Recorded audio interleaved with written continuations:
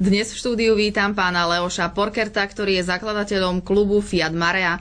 Prišiel vás pozvať na nevšednú akciu, ktorá sa bude konať v piatok a v sobotu na Podlesku. Dobrý deň, vítajte. Dobrý deň. Buďte takí dobrí, predstavte divákom, o akú atrakciu ide.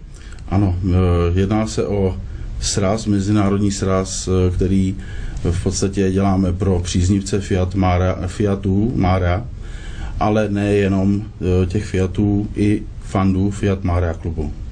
Jedná se o mezinárodní sraz a je to sraz rodinný většinou.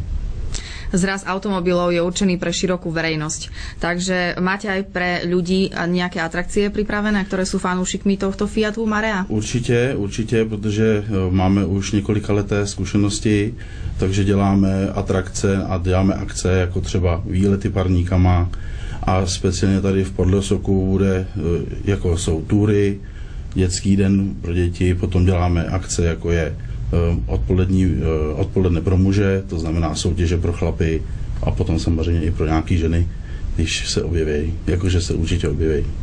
Takže širokú verejnosť týmto pozývame. Určitě bych chtěl pozvat všechny, který by jenom maličko už zajímal, co vlastně o jakou akci jde.